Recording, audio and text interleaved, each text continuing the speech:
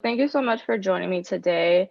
I'm Franchesca. I'm the founder and creative director of Uptown Girl Productions. So let's get right into it. First things first, for those who don't know, what does Quisqueya mean? Quisqueya is the mother of all earth, the indigenous name for what is now the Dominican Republic, right? And the island of was later known as Hispaniola. So talk to me about Quisqueya Plaza, which is located on Dykeman and Broadway Street. The grand opening was at the end of July. What will be the main purpose of this space? Well, this is part of what I call the Dykeman Renaissance. At one point, Dykeman Street was so like abandoned and forgotten and dangerous.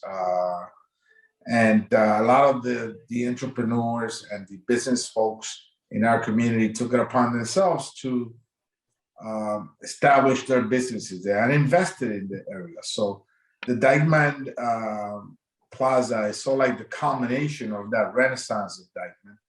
And we named it the Quisqueya Plaza because, of course, of the importance of the Dominican community in that renaissance. And so, speaking of the community, I've noticed flags from all different countries in that plaza.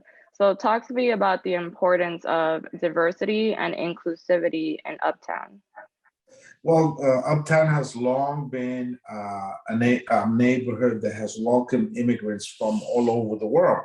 More recently from the Dominican Republic, but at one point, Washington Heights was called Frankfurt on the Hudson because of the German Jewish immigrants that settled around the Fort Washington area. And this is very relevant and very accepted across the city. For example, you have Little Italy and Chinatown, and East Harlem is also called El Barrio. And of course, you have in what was Brighton Beach and is still considered Brighton Beach is now Little Odessa. And you have an Asian American enclave in Flushing, Queens. And so Harlem is the capital of the African diaspora in the United States, if not the world. So having this plaza there and the concept of Little Dominican Republic, Quisqueya Heights, it's not a foreign one. It's one that's very much accepted and part of the diversity of New York City. So, speaking of Quisqueya Heights, you and two Texas reps mentioned that you'd like to rename Washington Heights, Inwood, and North Harlem as Quisqueya Heights. So, can you talk to me about your 6 overall requests? It's a resolution, and it's not a renaming. Is an additional branding of the neighborhood, similar to how, for example, Clinton in Midtown Manhattan is called Hell's Kitchen, or East Harlem is also called El Barrio. And so we're not taking away the name Washington Heights. I kind of like and worship the name Washington Heights because that's where I grew up and that's my neighborhood. Mm-hmm. But it's an acknowledgement that the Dominican community has been a strong force for some decades. That neighborhood has become an enclave and the cultural center of over 2 million Dominicans across the country.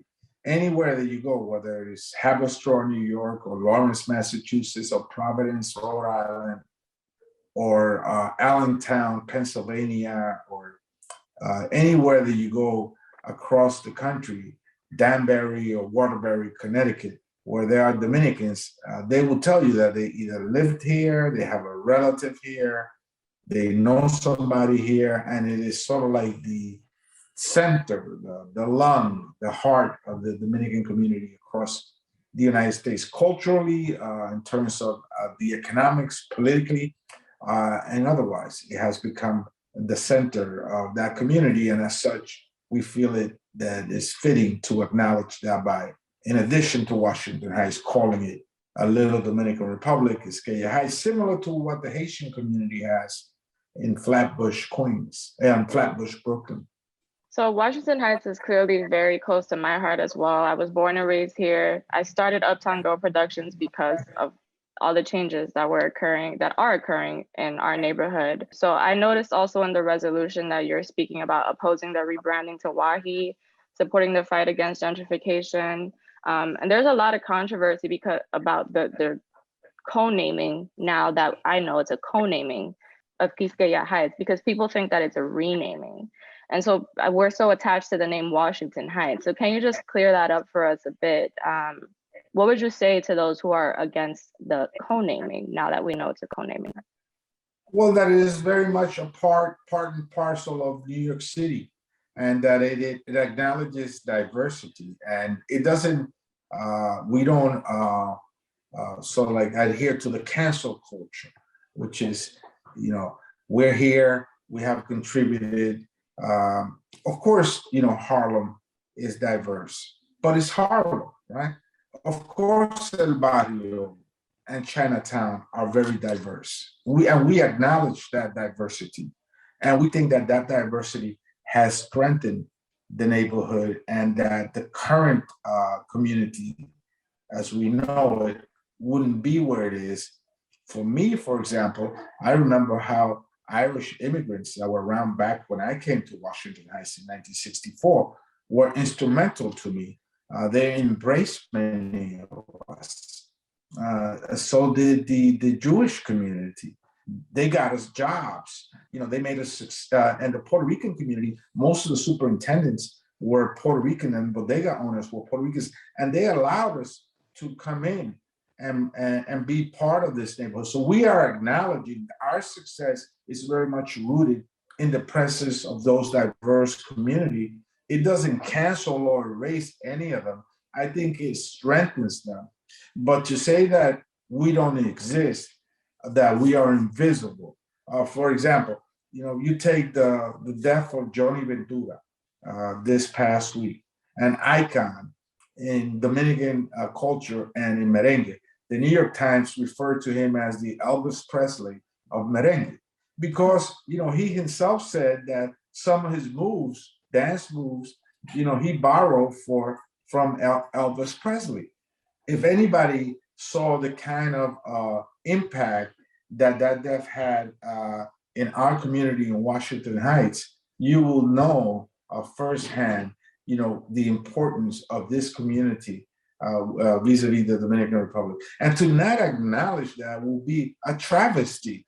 I think it would lend to weaken New York City, not strengthen it. I completely agree as a Dominican myself. So where is this currently? Are there any updates on this? Well, there are several avenues. First, the Congress doesn't have the ability or the right to co-name or rename a neighborhood. A resolution, what it does is a statement, an opinion of the body, right? That's all it does. It says, this is our opinion. When we adopt the resolution, it says the U.S. House of Representatives feels that Washington Heights, because thousands, 5,000 Dominican nationals came through Ellis Island, and we know that 35 of them settled in Washington Heights, and we know their names and their addresses where they settled. And because it was in Audubon Avenue that you had the first Dominican parade that now stretches, about a mile long in Avenue of the Americas, and because you have schools like the Juan Pablo Duarte School, the Mirabal Sister School, the Juan Bosch School, Salome Ureña School in the neighborhood, that is so important. And because Manny Ramirez, a great baseball player, went to George Washington High School, and so did the great merengue star, Millie Quesada. And because, we have streets like Juan Pablo Duarte Boulevard, right? And we have streets named after people that impacted the Dominican legacy, not just here, but in the Dominican Republic as well, as did Freddie Veragoico and Matty Alou, the great baseball player, the Alou brothers, and some of the greatest artists that we've lost that bear the names of some of our streets. Because of all of that, we feel that this is the center of culture, the center of our politics, because the first Dominican American elected to the city council who was elected in Washington Heights, and the first congressional member was also part of Washington Heights. Because of that, we feel that this community is important to this neighborhood. And as such, the neighborhood should be branded with the name of Little Dominican Republic, Washington, Quisqueya Heights. That's all that it is. And there's an avenue to formally get that designation that's being followed. And we're very happy and proud of it. I love that. Thank you for clearing all of that up and breaking that down. So to wrap things up, what message would you send to newcomers that are coming to the neighborhood about understanding and respecting the culture? I think it's important that we respect those that came before us. You know, I remember when I was in grammar school that we were taught we were part of a place, Christmas in Killarney. It was an Irish-based play, and they taught us to dance the Irish jingle. You know, and we did that, and you know, we celebrated St. Patrick's Day. You know, we celebrated that, and we celebrated and acknowledged other groups that were then the majority of our community. We acknowledged the role that the Puerto Rican community, which were the pioneers among Hispanics here in the city of New York, played in ushering us in. And that's why you have in East Harlem, El Barrio. That's why you have in the Lower East Side, although it's no longer heavily Puerto Rican, Loisaida. That's why you have that, to acknowledge the contributions of that community to the city of New York.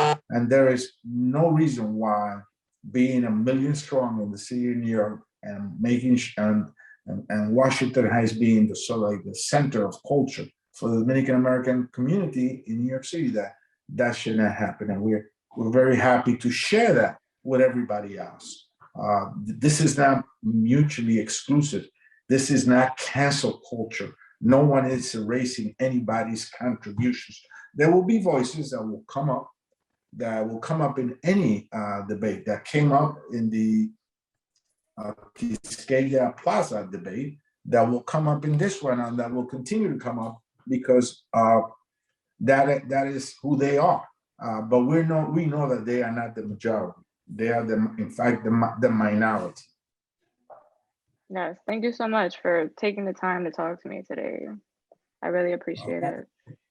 Take care. Thank you.